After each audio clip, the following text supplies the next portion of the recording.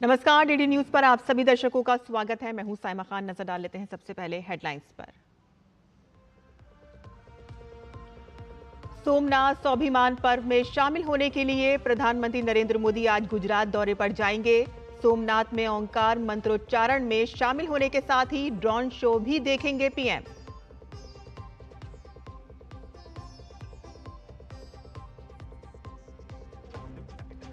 पश्चिम बंगाल में नेता विपक्ष शुवेंदु अधिकारी ने मुख्यमंत्री ममता बनर्जी को भेजा मानहानि का नोटिस। कहा कि 72 घंटे के भीतर अपने दावों के सबूत पेश करे ममता, वरना मुकदमे के लिए रहे तैयार।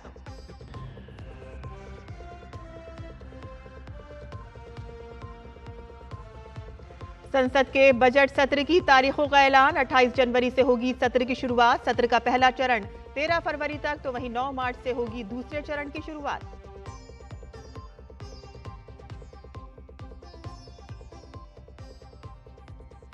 लगातार विरोध प्रदर्शनों के बीच ईरान में इंटरनेट और अंतर्राष्ट्रीय टेलीफोन सेवा बाधित। ईरान के सर्वोच्च नेता अयतुल्ला अली खामनई ने कहा कि विदेशी ताकतों के आगे नहीं झुकेंगे।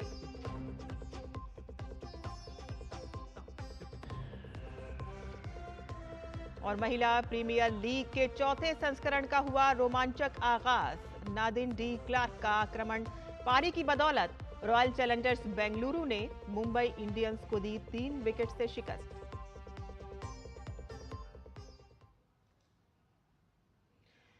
और अब बुलेटिन की शुरुआत करते हैं सबसे पहले सोमनाथ स्वाभिमान पर्व की खबरों के साथ।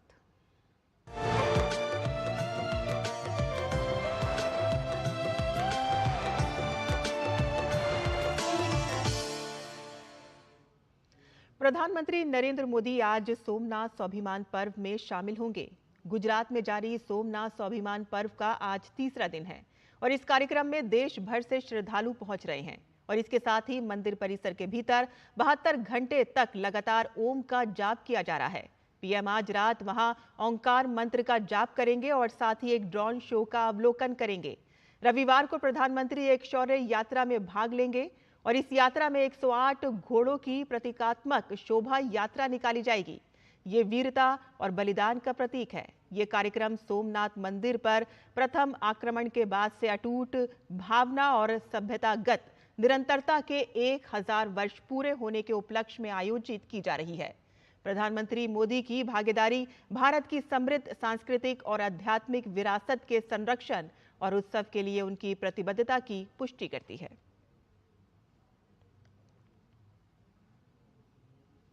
प्रधानमंत्री नरेंद्र मोदी ने सोमनाथ स्वाभिमान पर्व को लेकर एक मनमोहक वीडियो अपने आधिकारिक एक्स अकाउंट पर शेयर किया है। वीडियो के साथ ही उन्होंने लिखा है कि भगवान श्री सोमनाथ सृष्टि के कण कण में विराजते हैं। उनकी अखंड आस्था अनंतकाल से निरंतर प्रवाहित हो रही है। वह सदैव भारत की आध्यात्मिक ऊर्जा के प्रतीक रहेंगे।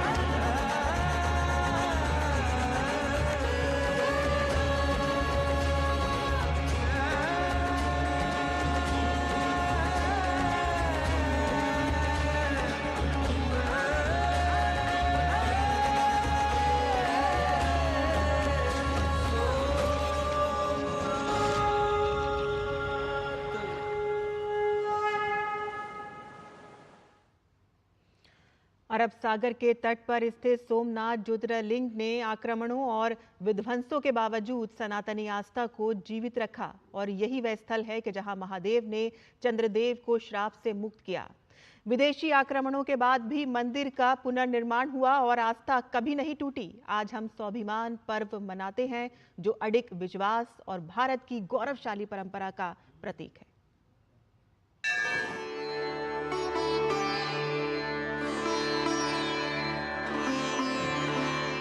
सोमनाथ क्यों कहा जाता है? वेरावल और गुजरात का पश्चिमी सिरा, ये है पवित्र प्रभास क्षेत्र, अरब सागर के किनारे स्थित, और यही है सोमनाथ।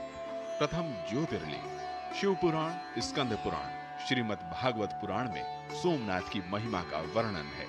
ये वो स्थल है जहां देवादिदेव महादेव ने चंद्रदेव को दक्ष प्रजापति के शाप से मुक्त किया था, इसलिए ज्योतिर्लिंग को सोमनाथ के नाम से जाना जाता है।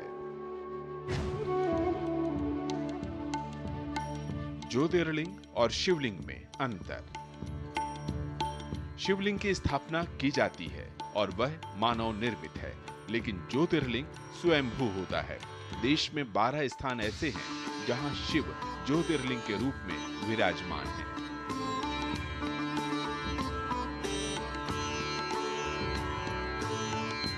दक्षिणी ध्रुव तक 1 इंच जमीन नहीं। यह आश्चर्यजनक है कि सोमनाथ और दक्षिणी ध्रुव के बीच कोई द्वीप, देश या इंच भर जमीन का टुकड़ा नहीं है। भौगोलिक रूप से सोमनाथ से एक सीधी रेखा दक्षिणी ध्रुव तक जाती है। यह भारतीय ज्ञान और उसकी परंपरा का अमिट साक्ष्य है। सोमनाथ स्थित बाण स्तंभ इसकी पुष्टि करता है। सोमनाथ पर आक्रमण। सोमनाथ की महिमा और इसकी कीर्ति विश्व विख्यात थी। प्रमुख समुद्री मार्ग पर होने की वजह से ये विदेशी आक्रमणकारियों के निशाने पर हमेशा से रहा। सबसे ज्यादा विध्वंस महमूद गजनवी ने साल 1026 में किया था। मंदिर तोड़ा, श्रद्धालुओं की हत्या की, ज्योतिर्लिंग खंडित किया। लूटपाट और दमन का यह चक्र जारी रहा। इतिहासकारों के अनुसार सोमनाथ पर कुल 17 बार हमले हुए, जिनमें से 6 बड़े हमले शामिल हैं। सनातनी आस्था का जीवंत प्रतीक। आतिताइयों के जुल्म के आगे सनातनी आस्था कभी नहीं टूटी और न ही झुकी। हजारों साल के अत्याचार को भारत ने अपने अडिग विश्वास से पराजित किया। प्रतिहार राजा नागभट्ट, चूड़ासमा राजा महिपाल, राजा भीमदेव, राजा भोज, अहिल्याबाई और स्वतंत्र भारत में सरदार वल्लभ भाई पटेल ने मंदिर का पुनर्निर्माण कराया।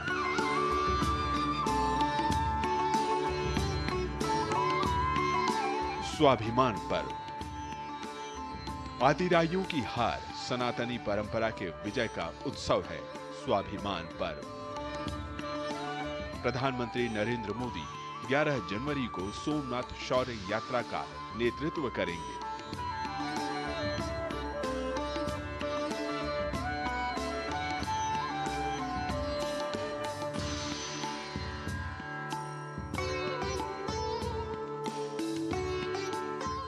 इसके अलावा वर्ष भर अनेक कार्यक्रम होंगे जो सहिष्णु भारत, लोगों के धैर्य और अजेय स्वाभिमान का गौरव गान करेगा।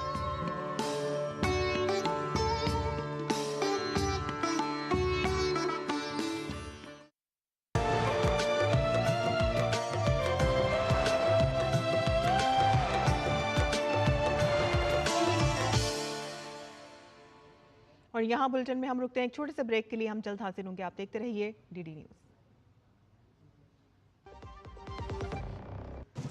ओ हरि भैया, अरे वाह, खेतों में कौन सी फसल लगाए हो? 12 महीने कमा कर दे ऐसी फसल। क्या? मैंने नया व्यवसाय शुरू किया है। उसके लिए पैसे? इसमें किसी निवेश की जरूरत ही नहीं। अच्छा मुखिया जी। अरे मुखिया जी नमस्ते। अरे हरी, कब आ रहे हो? आप बस चलिए, मैं पहुंचता हूँ। अब मैं LIC एजेंट हूँ।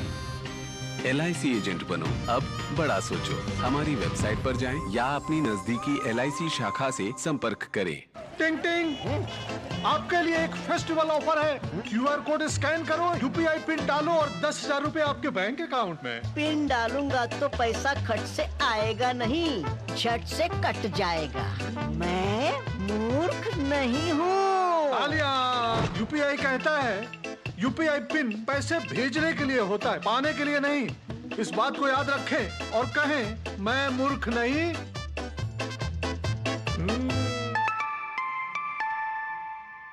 जाइए, आप भी किसी का टेस्ट लीजिए। और ब्रेक के बाद आपका फिर से स्वागत है। आईपैक पर ईडी के छापे के बाद से पश्चिम बंगाल की राजनीति में भूचाल आ गया है और इस मामले पर राज्य की मुख्यमंत्री ममता बनर्जी और भारतीय जनता पार्टी आमने सामने है। पश्चिम बंगाल में नेता विपक्ष शुवेंदु अधिकारी ने मुख्यमंत्री ममता बनर्जी को मानहानि का नोटिस भेजा है। शुवेंदु ने कहा है कि मुख्यमंत्री ममता बनर्जी ने ईडी की चल रही जांच से ध्यान हटाने के लिए उनके खिलाफ निराधार और मानहानिकारक बयान दिया है। अधिकारी ने कहा है कि मुख्यमंत्री ने उन्हें और केंद्रीय गृह मंत्री को कथित कोयला घोटाले से जोड़ने का प्रयास किया, जबकि इसके कोई सबूत नहीं है। और इसके जवाब में अधिकारी ने अपने वकील के जरिए ममता बनर्जी को 72 घंटे के भीतर सभी कथित सबूत पेश करने का कानूनी नोटिस भेजा है और अगर ऐसा नहीं किया गया तो वह मानहानि के तहत दीवानी और आपराधिक कार्रवाई करेंगे। वहीं पश्चिम बंगाल भाजपा उपाध्यक्ष जगन्नाथ चट्टोपाध्याय ने एक वीडियो बयान जारी कर अनूप माझी लाला की डायरी के पन्ने सार्वजनिक करने की धमकी दी है। उन्होंने कहा है कि पश्चिम बंगाल में कोयला तस्करी 2016 से 2020 के बीच सबसे ज्यादा फली फूली। 2016 में सरकार आने के बाद पुलिस प्रशासन और सत्ताधारी दल के संरक्षण में कोयला तस्करी को संस्थागत रूप से किया गया। जगन्नाथ ने दावा किया है कि उस दौरान वह राजनीति में सक्रिय नहीं थे और उनके पास लाला की डायरी के सैकड़ों पन्ने मौजूद हैं, जिसमें लिखा है कि किस तारीख को किसके माध्यम से पैसा भेजा गया। जगन्नाथ ने मुख्यमंत्री को चुनौती देते हुए कहा है कि क्या आप चुनौती स्वीकार करेंगी? मैं लाला की डायरी का हर पन्ना लीक कर दूंगा। आप लक्ष्मण रेखा पार कर रही हैं।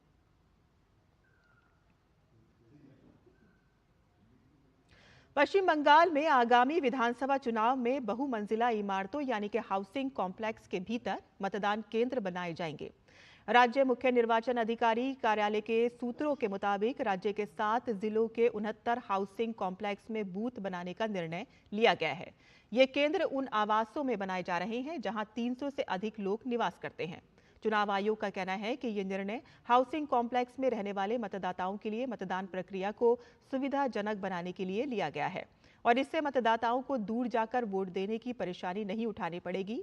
आयोग को उम्मीद है कि इससे मतदान प्रतिशत बढ़ेगा और इस व्यवस्था को लागू करने के लिए संबंधित जिला प्रशासन और हाउसिंग सोसाइटियों के साथ समन्वय स्थापित किया जाएगा।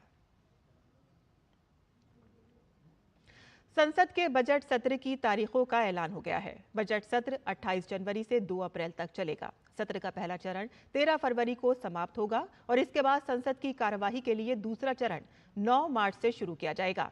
संसदीय कार्य मंत्री किरेन रिजिजू ने सोशल मीडिया पर एक पोस्ट में कहा कि केंद्र सरकार की सिफारिश पर राष्ट्रपति द्रौपदी मुर्मू ने संसद के दोनों सदनों के बजट सत्र 2026 को बुलाने की मंजूरी दे दी है। उन्होंने कहा कि बजट सत्र का ये आयोजन सार्थक बहस और जन केंद्रित शासन की दिशा में एक महत्वपूर्ण कदम है और इस दौरान केंद्र सरकार वित्तीय वर्ष 2026-27 के लिए बजट पेश करेगी, जिस पर दोनों सदनों में विस्तार से चर्चा होने की उम्मीद है।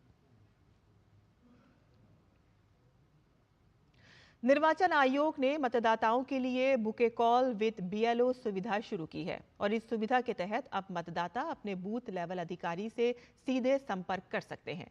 ये सुविधा मतदाता सूची या SIR से संबंधित किसी भी जानकारी या सहायता के लिए अत्यंत उपयोगी है। चुनाव आयोग की आधिकारिक वेबसाइट या ECI नेट पर लॉगिन करके मतदाता इस सुविधा का लाभ उठा सकते हैं। लॉगिन करने के बाद बुके कॉल विद BLO विकल्प चुनने पर BLO 48 घंटे के भीतर मतदाता से संपर्क करेंगे।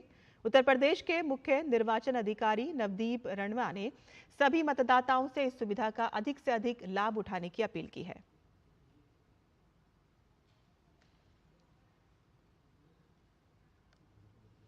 और देश के कई हिस्सों में शीतलहर जारी है। पहाड़ी राज्यों ने बर्फ की चादर ओढ़ ली है, तो वहीं उत्तर भारत के कई इलाकों में तेज ठंड है।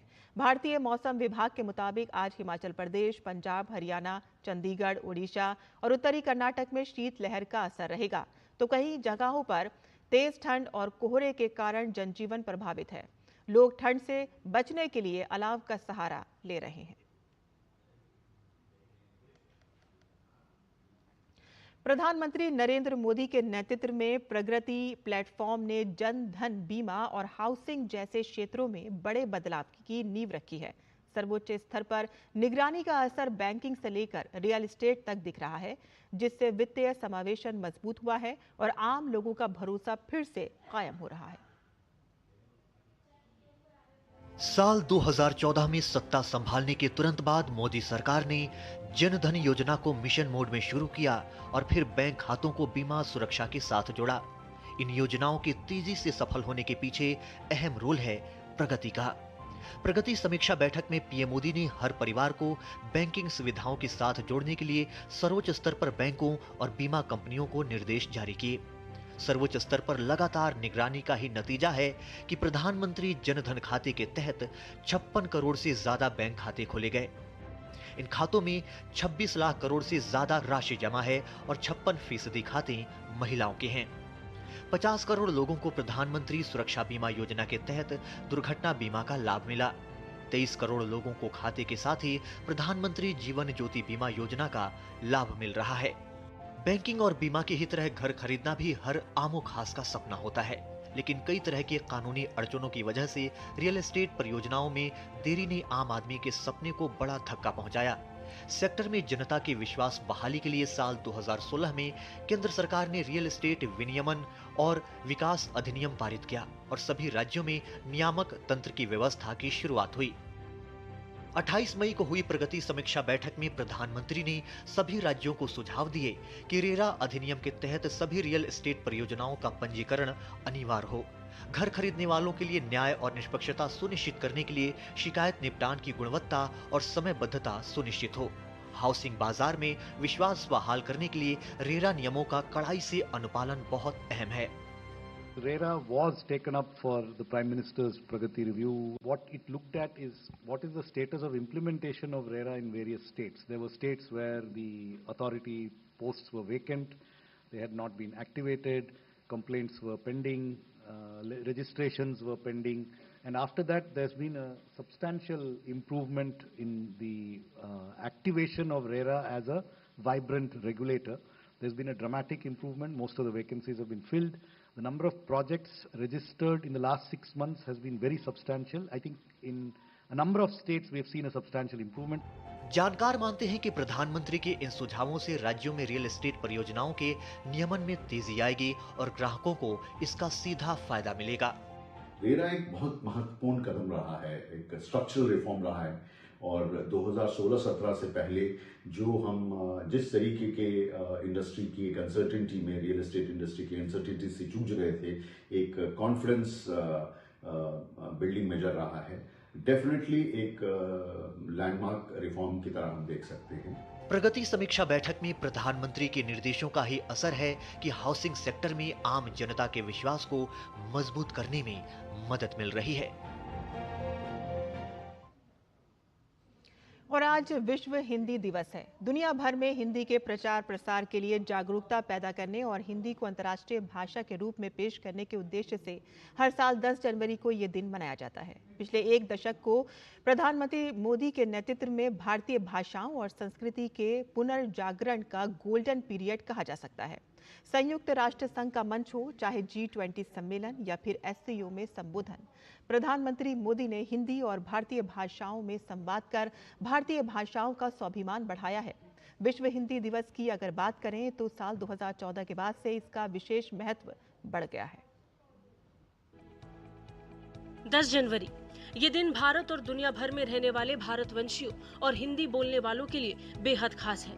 हर साल 10 जनवरी को विश्व हिंदी दिवस बड़े उत्साह के साथ मनाया जाता है। हिंदी दिवस का मकसद दुनिया भर में लाखों करोड़ों लोगों द्वारा बोली जाने वाली भाषा हिंदी के महत्व को बढ़ावा देने और इसके सांस्कृतिक और ऐतिहासिक महत्व के बारे में जागरूकता फैलाना है। ये उन्हीं का विज़न है कि भारत की सभी भाषाएं राष्ट्रीय भाषा है और सभी भाषाओं का विकास, जिसमें कि हिंदी एक प्रमुख सहेली के रूप में है और राजभाषा विभाग कंठस्थ 2 के द्वारा एवं अन्य प्रयोगों के द्वारा अभी विश्व शब्द सिंधु करके एक प्रोजेक्ट है राजभाषा विभाग का, जिसमें भारत की सभी भाषाओं के शब्दों का संकलन किया जा रहा है। विश्व हिंदी दिवस की शुरुआत साल 2006 में हुई थी और तब से ये हिंदी साहित्य, कला और परंपराओं की समृद्ध विरासत का जश्न मनाने का सुनहरा अवसर बन गया है। बड़ा सवाल ये कि आखिर 10 जनवरी को ही विश्व हिंदी दिवस मनाने की तारीख क्यों चुनी गई? दरअसल साल 1975 में इसी दिन वर्धा स्थित राष्ट्रभाषा प्रचार समिति की अगुवाई में नागपुर में प्रथम विश्व हिंदी सम्मेलन आयोजित किया गया था। तब से ही 10 जनवरी को विश्व हिंदी दिवस के रूप में मनाया जाता है। इसमें 30 देशों के 122 प्रतिनिधि शामिल हुए थे। इसके बाद साल 2006 में विश्व हिंदी दिवस को औपचारिक रूप से मनाने की घोषणा की गई। विश्व हिंदी दिवस के महत्व की अगर बात करें तो हिंदी शिक्षण संस्थानों को बढ़ावा देना, प्रवासी भारतीयों से सांस्कृतिक जुड़ाव, नई पीढ़ी में हिंदी के प्रति गर्व पैदा करना और डिजिटल युग में हिंदी कंटेंट की ताकत को पहचान दिलाना, ये तमाम महत्व हैं। हिंदी भाषा विश्व के अत्यधिक लोग बोलने वाले एक भाषा है और एक प्राचीन भाषा भी है, समृद्ध साहित्य है और सभी भारतीयों का भावात्मक एकता के लिए हिंदी भाषा बहुत योगदान करती है। राष्ट्रीय हिंदी दिवस और विश्व हिंदी दिवस के अंतर को समझना बेहद जरूरी है। दरअसल राष्ट्रीय हिंदी दिवस 14 सितंबर को मनाया जाता है। ये दिन भारत में हिंदी को राजभाषा के रूप में अपनाने की याद में मनाते हैं। वहीं विश्व हिंदी दिवस 10 जनवरी को वैश्विक मंच पर हिंदी की पहचान और स्वीकार्यता के लिए मनाया जाता है। दोनों का उद्देश्य अलग है पर आत्मा एक है, जो है हिंदी का सम्मान। मोदी सरकार के आने के बाद से ही 2014 के बाद से सरकारी कामकाज में हिंदी के इस्तेमाल को निरंतर बढ़ावा दिया गया। इतना ही नहीं, 2024 में भारतीय भाषा अनुभाग की स्थापना हुई, जिसका उद्देश्य सभी प्रमुख भारतीय भाषाओं के बीच सहज अनुवाद सुनिश्चित करना है। 2047 विकसित भारत के लक्ष्य में भारतीय भाषाओं की महत्व और बढ़े, महत्व है ही और बढ़े, उसके लिए भारतीय भाषा समिति हमने गठन किया है। आज भारत में 5वीं कक्षा तक मातृभाषा में पढ़ाने के लिए पहल किया जा रहा है। भारतीय भाषा में इंजीनियरिंग कोर्सेस भी बनी है। लक्ष्य ये है कि हिंदी और बाकी भारतीय भाषाएं केवल संवाद का माध्यम न रहकर तकनीक, विज्ञान, न्याय, शिक्षा और प्रशासन की धुरी बने। लिहाजा सरकार ने हिंदी के प्रचार प्रसार को उच्च प्राथमिकता दी है और संयुक्त राष्ट्र और बाकी अंतर्राष्ट्रीय मंचों पर इसकी मान्यता और इसके प्रयोग में बढ़ोतरी के लिए निरंतर उपाय कर रही है। Bureau report, DD news.